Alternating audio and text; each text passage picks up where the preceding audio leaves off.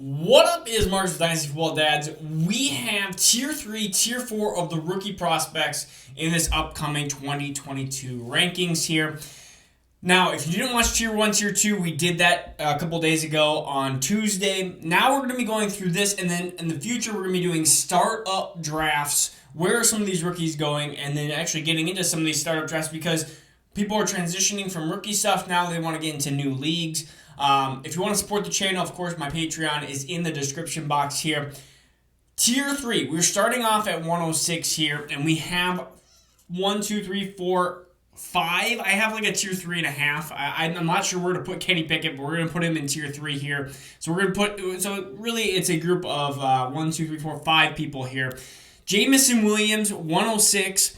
I think that you have landing spot of Detroit, which is not a super bad landing spot. They didn't draft a quarterback that could happen in 2023. You have talents. I thought he was a talented player, kind of Tier 2 of my wide receivers.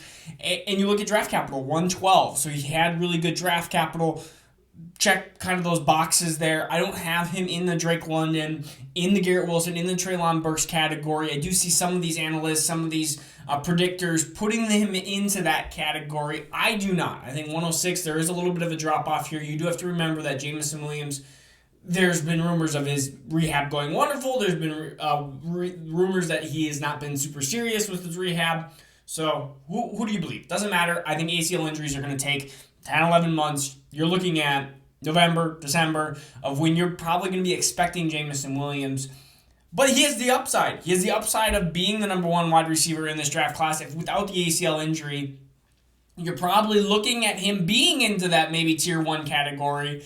I never had him into that Tier 1 wide receiver category, but there's been a lot of people that have. So Tier 3 overall rookie prospect, 106. I do think there's that little bit of drop-off. And then we go into these categories where you have some of these players that were Tier 3 wide receivers, even behind Jameson Williams, behind George Pickens, that really have excellent landing spots. And landing spots are always changing. Look at A.J. Brown. Look at Marquise Brown. Look at all these different players that shift around. Jerry Jeudy has a horrible landing spot. Then it turns amazing. Then you have DK Metcalf's landing spot. Amazing. Now it's horrible because he's got Drew Lock. Things happen in the NFL at a rapid pace at times, and things can change like that. All of a sudden, you look at James Robinson. Oh my goodness, it's perfect. And then Travis Etienne gets drafted. It just, landing spots always change so drastically. But what I'm looking for when we start getting into this draft class, since it's a little bit weaker than the 2023 draft class and some previous draft classes, is that first-year production, hoping that first-year production gets me to probably trade one of these wide receivers out for a 2023 pick, or a veteran that I have a little bit more reliability on, a little bit more trust in. So 107, I do have Christian Watson going to Green Bay. He was in the second round, 34th overall pick. Really, you could ultimately say probably a late first round pick because, yes, Green Bay did draft 2 players in the first round, but they were trying to move up into that late first, early second. He's so close to that. I mean, you're looking at draft capital into that Michael Pittman Jr. range and plenty of other wide receivers that have been into that early second. Even T. Higgins, I'm not worried about that. That early second round draft capital is still really good. Even A.J. Brown was an early second round draft capital type of player. So we have Christian Watson there at 7 into this Tier 3. Then we have Chris Olave. Chris Olave is somebody that I have seen super high and super low, and I'm just going to give you why I believe he is my 8th overall prospect, and he's in Tier 3. New Orleans, good landing spot. Jameis Winston, probably a good enough quarterback to be sufficient enough for Chris Olave. He is an excellent route runner. Those are the positives. He cannot break tackles, and he cannot run after the catch.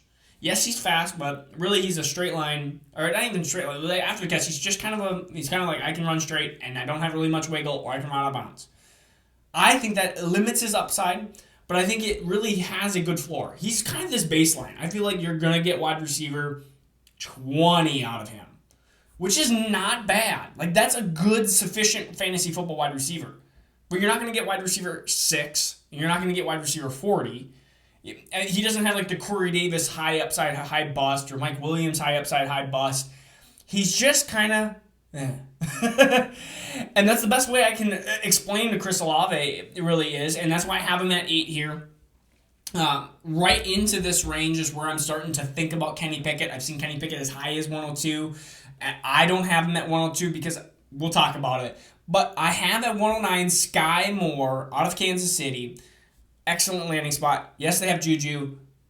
Yes, they have MVS, but I think Sky Moore is a solid wide receiver. Again, tier 3 wide receiver. If this was a Alec Pierce or something going to Kansas City, I wouldn't have moved him that high. But Christian Watson and Sky Moore were two wide receivers that I actually really liked in the pre-draft process, and they just kept moving up. They honestly did. At one point I said, these are my deep sleepers. It's Christian Watson and Sky Moore. Like, I love these guys. I think they're going to go in the late second, and I love these guys as maybe early seconds.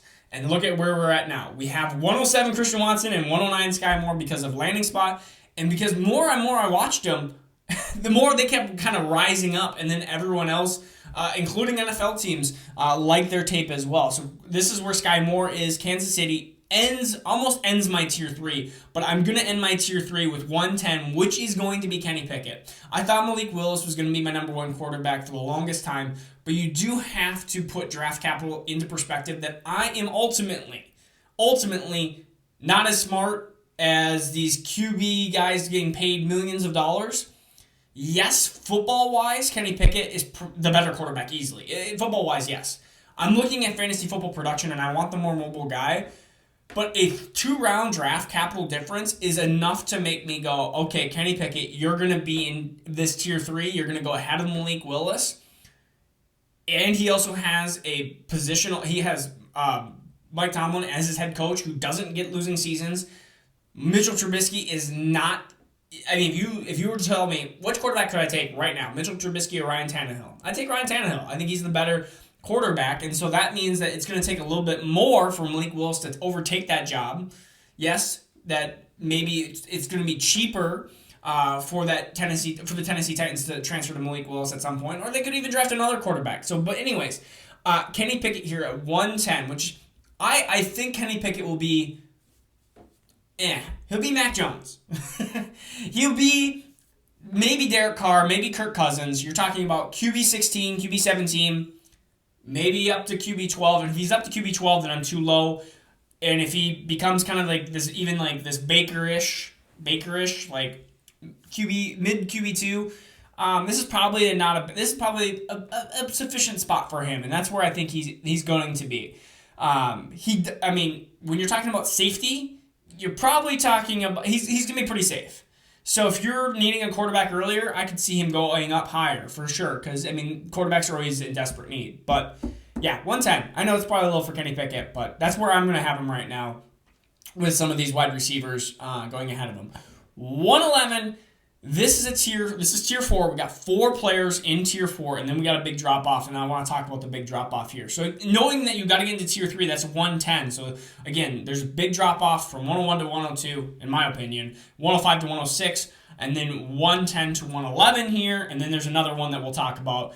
But it's George Pickens. George Pickens goes to Pittsburgh. Initially, not a great landing spot for the short-term production-wise, because you have Deontay Johnson, you have Chase Claypool, you even have Najee Harris out of the backfield, and we don't know the quarterback situation. It might be a mess. And honestly, it might be the Andy Dalton, Justin Fields of Chicago last year. It's just going to be probably not ideal. They're going to rely a lot on defense with Pittsburgh, and so you might have a really bad 2022 season for George Pickens. But Chase Claypool could be gone in 2 years. Deontay might be gone next year. And now things start to open up. And then maybe they have Calvin Austin as well that they drafted a little bit later. So this is definitely, I'm going with talent. He's a tier 2 wide receiver with Jameson Williams, but I can't move him down any further here because, again, second round draft capital. He's got the capital. He's got a landing spot that is not horrible. It's just not ideal for the short term. And then we're going to go to 112, which is the final pick of the first round. This is James Cook territory, and people have been talking. There's BMI.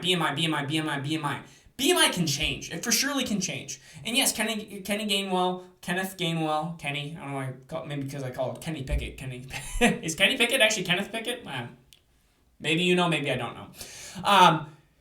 I was actually sidebar. I was actually listening. I was reading all these different names. Like Julio Jones is not Julio Jones, and T.Y. Hilton's not T.Y. Hilton, and that's not their real names, of course. But Julio was a little surprised, and there's just all these different names that are not different names. Like even Trevor Lawrence is William Trevor Lawrence, like I mentioned last year. I just find it interesting. I don't know why I went off that. Oh, because Kenny Pickett actually Kenny Pickett, or is he like James Pickett, but he just wanted to change his name? Who knows? James Cook. Draft capital, second round. You have to go with the draft capital here. For a running back, the top 3 rounds, and if you have a second round draft capital running back, who knows what's going to happen? The Singletary could be gone next year, and they could really start to involve James Cook more and more into the offense. I don't believe in Zach Moss. So, yes, and maybe they need him to bulk up a little bit. James Cook did not have collegiate production like he wanted to, but there are running backs that have done that before. We've seen that. I mean, we've seen dual Georgia running backs when Chubb and Michelle came out. And we've also seen running backs like Kamara who didn't have the collegiate production, or Antonio Gibson that didn't have the collegiate production because of a different running back. And like even when it comes to Antonio Gibson, it was because of Kenneth Gainwell. There are times where college production, especially with a bigger school like Georgia, Tennessee, Alabama, I am not super worried on. I am only worried if it's like a team that is Louisiana Lafayette. Or if it, I mean, that's what was kind of a little bit more concerning by Antonio Gibson because he was in a smaller school. But if you don't have a big dominator and you're in a smaller school, that worries me. But if you're in Alabama, Tennessee, because of Kamara, Georgia, if you're in one of these big schools, Ohio State, I'm not super concerned about running back production at the collegiate level as long as I see on tape that you're a decent running back. That's my opinion. James Cook, this is where he goes. 201. I'm between 2 players here. So wide receiver, quarterback. I'm going to take Jahan Dotson here as my last solid wide receiver. 116 goes to Washington. We don't know what happens with Terry McLaurin. We see this A.J. Brown move. We see maybe a Deebo Samuel, DK Metcalf, all these different rumors. Terry McLaurin could be one of those guys on the move. He has not signed a long-term deal. So Terry McLaurin there's worrisome that he might not be there long-term. So if Terry McLaurin leaves, this gives Jahan Dotson the number one target share there. There is still concern that Carson Wentz is there. Carson Wentz is the quarterback. Is he the long-term solution? Probably not. I don't think he is. But they're going to have to keep up with the Eagles and Dallas, not the Giants. They can smoke the Giants when it comes to offense. So they're going to have to keep up with some of these teams offensively. And so I think this is where it ends for the wide receivers here. And in 202, I am doing it. I'm taking Malik Willis in Superflex. I've heard it all. There's some people that don't even have him in their top 25, and there's some people that still believe in him quite a bit. Yes, third-round draft capital. I get it. I can tell you until I'm blue in the face. The upside is there, and the comment that I will say the most, if you told me that you have a first-round startup in 2 years, which player has the best percentage of being a first-round startup? It would be between one of 2 players. It would probably be Breece Hall would be in there. I think Breece Hall would be 1, but number 2 would be Malik Willis. And for that fact is because if you look at dynasty startups, what is the first 7 or 8 picks of the first round of Superflex? They're quarterbacks. And do I think Kenny Pickett has a high upside? No. Do I think that Breece Hall has that ability to be RB1 total? Like you're going to need to be RB1 or RB2. I mean, you're going to need to be Jonathan Taylor level.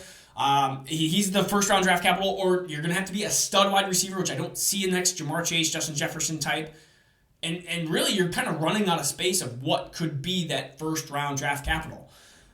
And for startups, that could be Malik Willis in a perfect situation. It could be a 1% chance. And there's a 99% chance it could be a lot less than that. But that first-round Superflex, the big boom, the probably bust, I am taking Malik Willis here at the beginning of the second round, the 202, for that fact. Because he is that mobile of a quarterback where he could be the next Lamar-type Jackson or Jalen Hurts. Yes, he's a big project. There's a big path where he's probably going to be a backup for a while. But again, 2-3 years out, when we're looking at quarterbacks and all of a sudden he figures things out, a la Josh Allen figured things out, but he was a first-round draft capital versus Malik Willis being a third-round draft capital. But we've seen third-round draft capital, Russell Wilson. I mean, third round or later, Russell Wilson, Dak Prescott, and these guys were first-round overall, or first-round super flex startup guys.